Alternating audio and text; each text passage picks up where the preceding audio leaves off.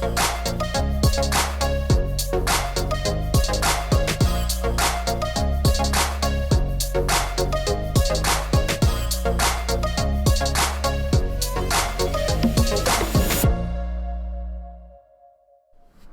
everyone, and welcome back to another Virtual Science Center short. My name is Thomas Wiskoff, and I have a very cool demonstration to show you today.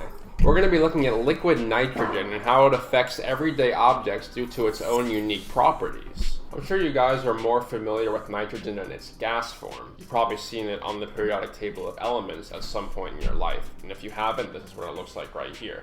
But more importantly, you actually breathe in this gas every single day. In fact, every time you take a breath, 78% of that breath is nitrogen, and only 21% of it is oxygen, and then the other 1% is just an assortment of other gases, none of which are harmful to us, of course. Liquid nitrogen is quite different from nitrogen in its gas form though, and you definitely do not want to ingest it, as the average temperature of this stuff is around negative 195.79 degrees Celsius, and that's equivalent to negative 320 degrees Fahrenheit. When something is that cold, touching it or ingesting it will actually burn you. So with that being said, again, never do either of those things with this stuff. And if you do find yourself working with liquid nitrogen, always use safety gloves and safety goggles. At extreme temperatures like this, it will only take a split second of exposure to your skin to burn you, much how like putting your hand on a hot stove very briefly will burn you as well. So, what we're going to do for today's demonstration is we're going to place various everyday objects into our container of liquid nitrogen to see how this unique substance interacts with them. Unlike our previous experiment looking at sea breezes, this is something you should not try at home, even if you have a source to obtain liquid nitrogen. If you want to see more involving this stuff that we don't cover in the video though, come on down to the South Florida Science Center and Aquarium, where we have live NITROMANIA shows featuring the liquid nitrogen, where we have our educators interact with it even more to highlight its unique features. And also, of course, don't forget to like and comment on this video, and subscribe to our channel to be up to date on all of our Virtual Science Center shorts. But for now, let's get started and show you a little bit of what this liquid is capable of. Alright, so here we have our liquid nitrogen, and I'll show you there's actually a lot of smoke coming out of the top here. Now I promise there is liquid in here, but this smoke that I just showed you is actually that liquid instantly turning into gas. That's because, again, liquid nitrogen is very, very cold, but it's so cold that it'll instantly boil when it touches anything room temperature, and that includes the air that you and I breathe. The first demonstration I want to show you is what happens when we put this bouncy ball inside of our vat. Now, even though I'm using gloves, it's also important to always use metal tongs when handling objects that are either just going into or just coming out of our liquid nitrogen. So here we have a bouncy ball. As you can see, it clearly lives up to its name. I'm going to place this inside the container for around 15 seconds. If you want, pause the video here and think about what might happen to this ball when it comes out. Or better yet, form a hypothesis, also known as a scientific guess. Alright, so here we go. A few moments later. Alright, so here we go. That was about 15 seconds. As you can see here, our ball is looking a bit smoky.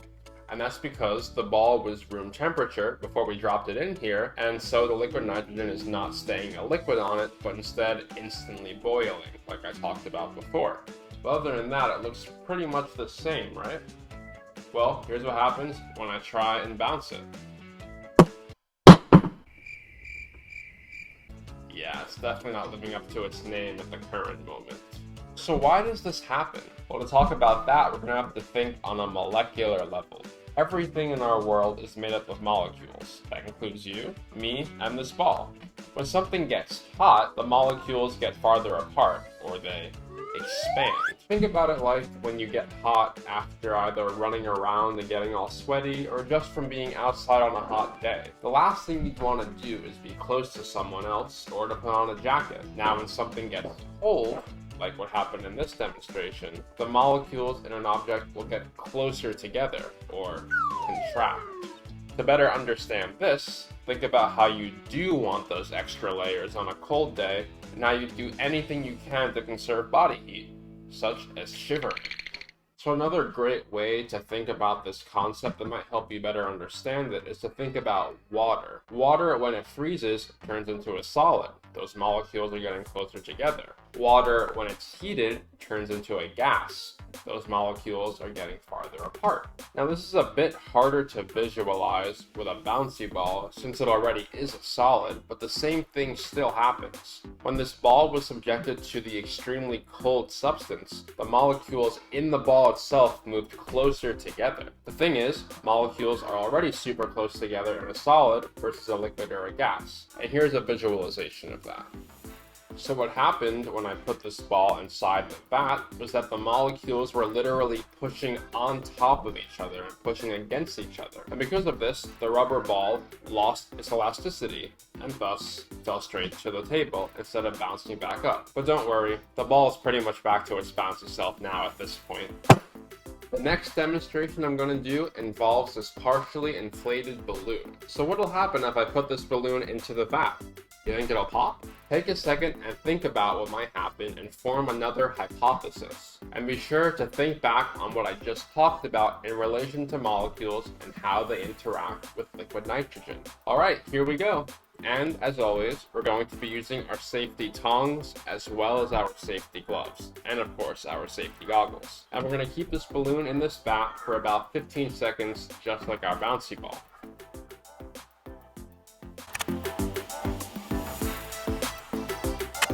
Alright, so that was about 15 seconds. Let's see what it looks like. It didn't pop, but it definitely looks deflated, right? Well, it's actually not deflated at all, but what's happening is, just like our bouncy ball, the molecules inside the balloon got closer together.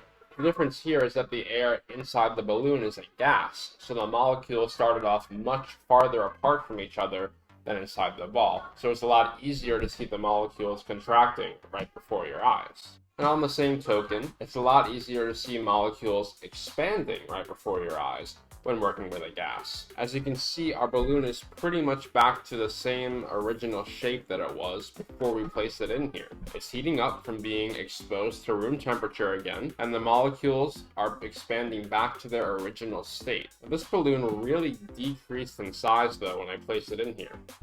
I wonder how many of these we can fit. Alright, so here we have a lot of balloons, around 20, and then our vat of liquid nitrogen that is definitely smaller than all of these balloons combined. But keep in mind what you just saw happen to only one balloon, and then take a second and think about how many of these might fit. Alright, here we go.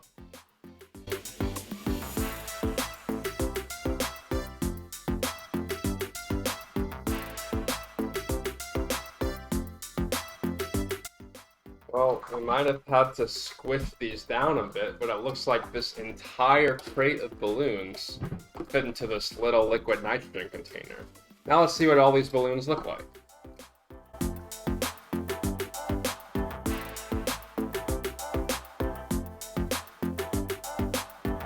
Well, as you can see, these balloons are looking a lot like our first balloon.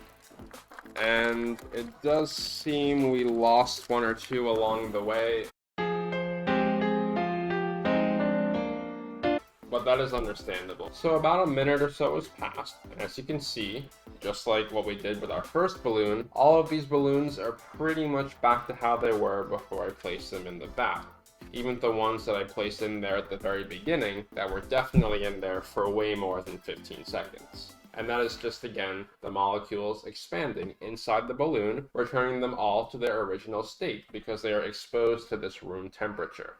Alright, so I have one more demonstration to show you guys, and like the bouncy ball, we're going to be looking at another solid reacting in the liquid nitrogen, but this demonstration should, like the balloon demonstration, be easier to visualize when it comes to what is going on with the molecules that we're working with. For this, we're going to be using this ring and this metal ball. As you can see, the metal ball just barely fits through this ring, but it definitely fits through it. So what I'm going to do is I'm going to put this ring in our vat for about 15-30 seconds. I hope you guys are seeing the trend so far. So what do you think is going to happen when I take the ring out and then try and put the ball through? It's time for our final hypothesis, and here we go.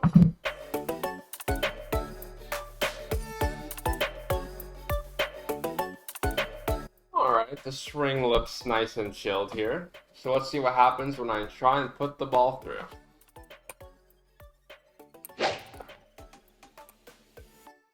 And look at that, after being submerged in our liquid nitrogen, the molecules in this ring got close enough together that it decreased in size enough for the ball to no longer fit through.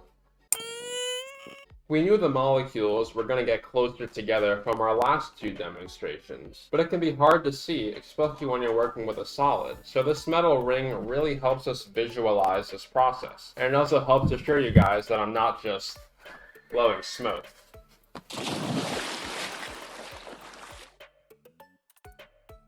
Well guys, I hope you enjoyed learning a bit more about a very unique substance that the Science Center is fortunate enough to have access to. I also hope you learned a lot about the molecules that make up everything in this world and how they react to extreme temperatures. Of course, don't forget to like this video and subscribe to our channel for more cool science experiments. Also, leave us a comment below on what types of videos you want to see next. Until next time, I'm Thomas Wiskoff. This has been NITROMANIA, YouTube edition. Stay frosty, Internet.